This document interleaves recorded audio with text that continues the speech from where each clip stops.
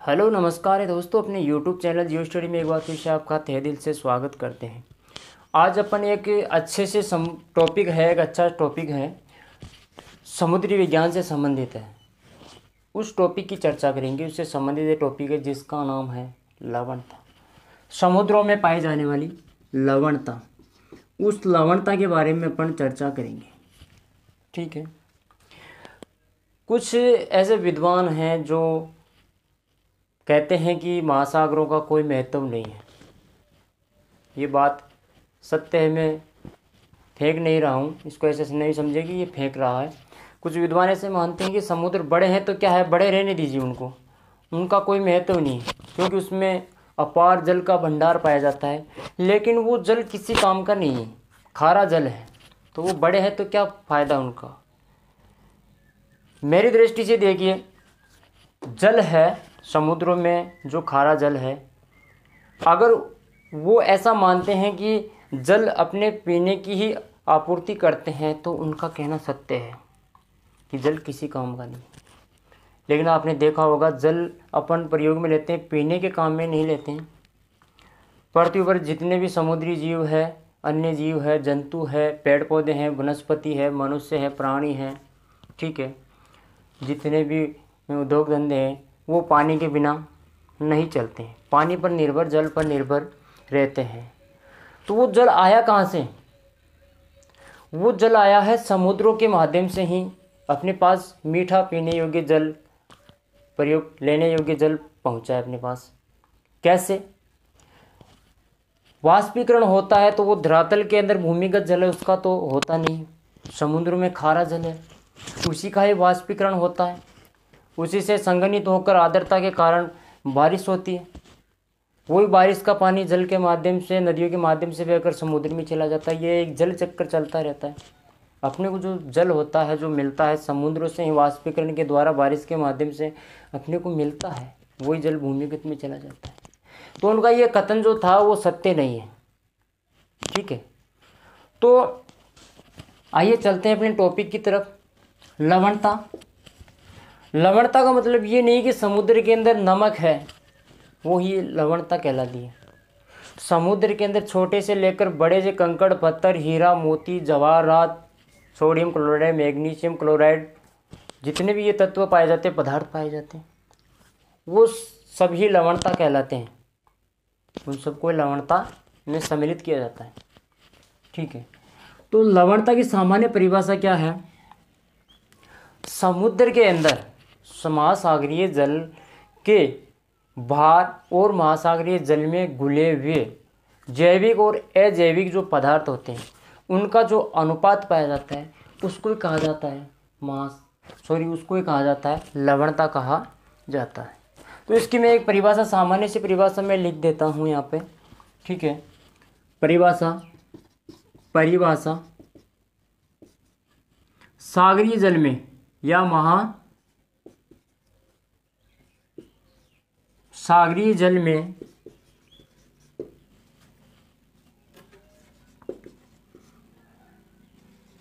जल का भार व उसमें, किसमें? महासागरीय जल में, उसमें घुले हुए पदार्थों के,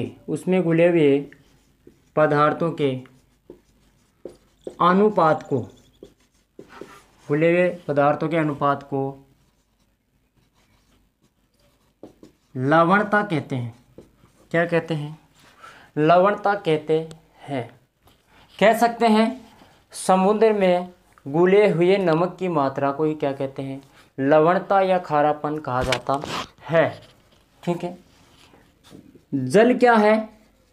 इस पृथ्वी पर पाए जाने वाले जितने भी द्रव पदार्थ हैं, उनमें जल सर्वाधिक विलायक है। जल एक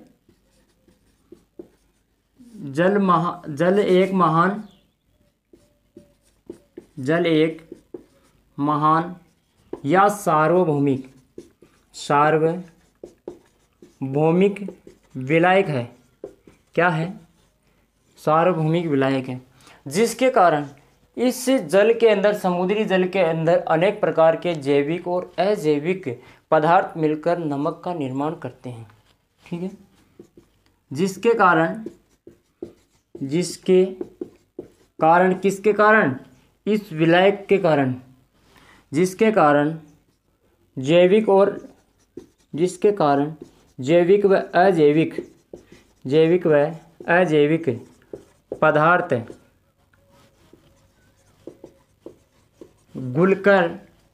घुलकर नमक का निर्माण करते हैं। नमक का क्या करते हैं, निर्माण करते हैं। आप सोच रहे होंगे कि समुद्र में लवण आया कहाँ से?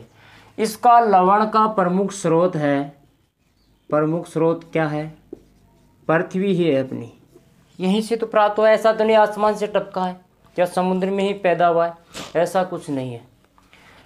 पृथ्वी से ही नमक की मात्रा कहाँ पर मिली है, घुली है किसमें, समुद्र के अंदर।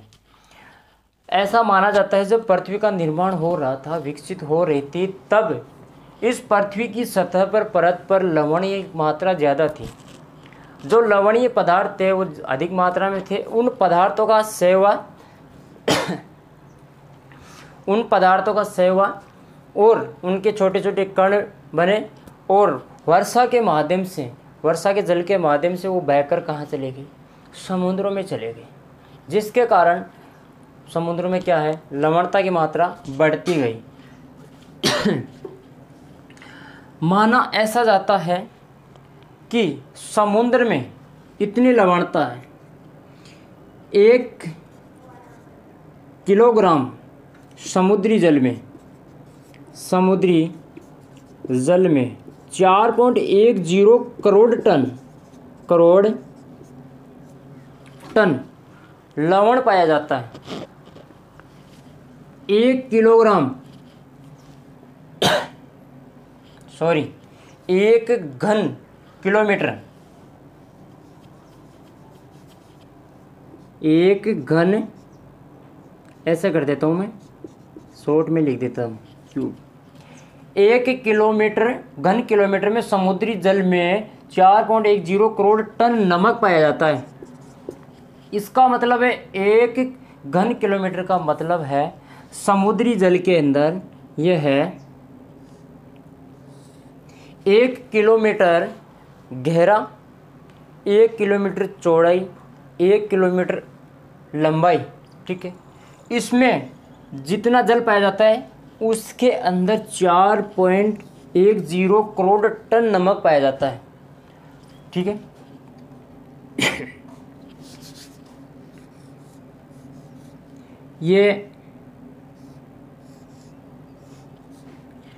ये क्या है, इसकी ऊंचाई है, ये चौड़ाई और ये लंबाई। ये 1 किलोमीटर, 1 किलोमीटर, 1 किलोमीटर, इसमें 4.10 करोड़ टन नमक पाया जाता है। अगर इस नमक को पृथ्वी की ग्लोब की पूरी सतह पर अगर बिछा दिया जाए, ग्लोब है, उस ग्लोब की सतह पर अगर इस नमक को क्या कर दिया जाए, बिछा दिया जाए तो 150 फीट की क्या जम सकती है, परत जम सकती है। अगर इसकी नमक को संपूर्ण पृथ्वी की सतह पर, पृथ्वी के ऊपर अगर बिछा दिया जाए तो 500 फीट मोटी एक परत जम जाए, या फिर कह सकते हैं इसको 150 मीटर की परत, मीटर की क्या जम जाए, पृथ्वी पर एक परत जम जाती है। इतना नमक पाया जाता है। ठीक है, या फिर कह सकते हैं इसको 500 फीट नमक की क्या जम जाती है, परत जम जाती है। नेक्स्ट अपन बात करते हैं समुद्र की जो लवणता है। ध्यान रखना, यहाँ लवण और लवणता में थोड़ा सा अंतर होता है। लवण तो क्या है, एक प्रकार का क्या है, ये पदार्थ है जो पाया जाता है। ठीक है, जल के अंदर इस लवणता की जो मात्रा पाई जाती है, इस जल की जो लवणता की मात्रा जो सॉरी इस लवण की जो, लवण क्या है, एक प्रकार का पदार्थ पाया जाता है, ये पदार्थ है। इस पदार्थ की जो मात्रा पाई जाती है उस मात्रा को कहते हैं लवणता, उसको कहते हैं लवणता कहा जाता है।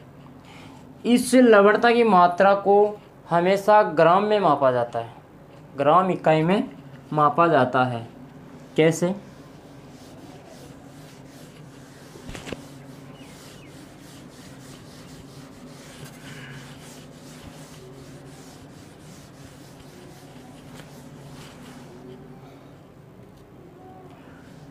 अब देखिए, औसत लवणता पाई जाती है, औसत लवणता, महासागरीय जल की औसत लवणता बताई गई है 35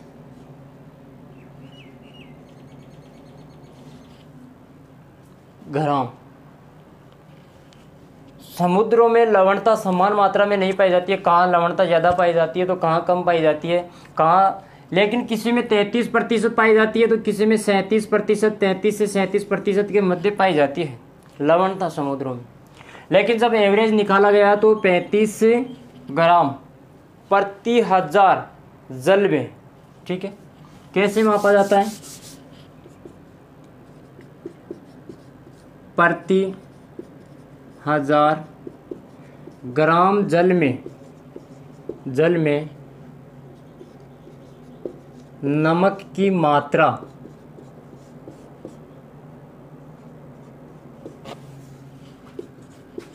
के रूप में व्यक्त किया जाता है, व्यक्त किया जाता है। कहने का तात्पर्य यह है, समुद्र की 1 किलोग्राम क्या लेंगे, समुद्री जल लेंगे, इस 1 किलोग्राम बोल दो या 1000 ग्राम बोल दो, इस 1 किलोग्राम जल लेंगे, उसके अंदर 35 ग्राम जल पाया जाता है, 35 ग्राम जल पाया जाता है। या इसको लिख सकते हैं 35 प्रति हजार।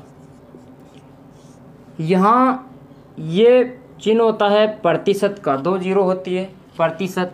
प्रतिशत का मतलब होता है प्रत्येक 100 पे निकाला जाता है, प्रत्येक 100 पे। लेकिन यह है 1 जीरो इधर है, 2 जीरो इधर, ये लगा दिए चिन्ह, तो ये चिन्ह इसका मतलब होता है प्रत्येक 1000 पे, प्रत्येक 1000 पे गणना की जाती है।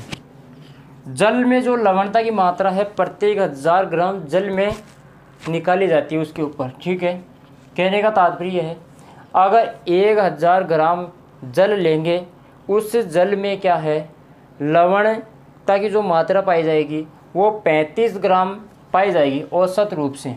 ठीक है, अब इसको मापने का यंत्र होता है, मापने का यंत्र, जिसको कहते हैं सेलिनोमीटर, या फिर कह सकते हैं उसको सेलिनोनेक्टर, सेलिनोनेक्टर, या फिर इसको कह सकते हैं लवणता मापी।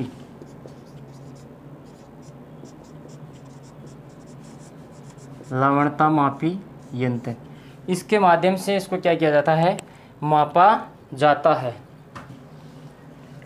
एक चीज़ और,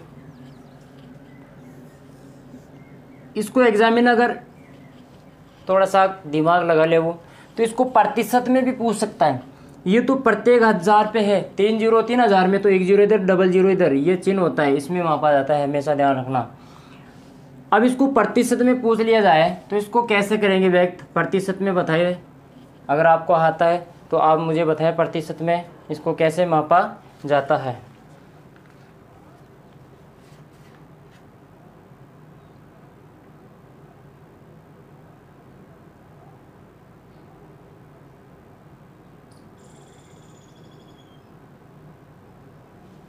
बताइए। प्रतिशत में देखिए मैं बता देता हूँ, यहाँ 1000 जो ग्राम है उसमें 35 क्या है, कुछ लोग इसको प्रतिशत बताते हैं, ठीक है। अब अपने को चाहिए किस में, 100% में, तो इसको क्या करेंगे, 1000 गुणा कर लेंगे, ठीक है। यहाँ 3.5% लवणता पाई जाती है। कहने का मतलब यहाँ से पूछ ले कि 1000 ग्राम जल में कितने प्रतिशत लवणता पाई जाती है, प्रतिशत में पूछ ले तो 3.5% बताना है आपको, ठीक है। नेक्स्ट चीज़ उसकी चर्चा करते हैं,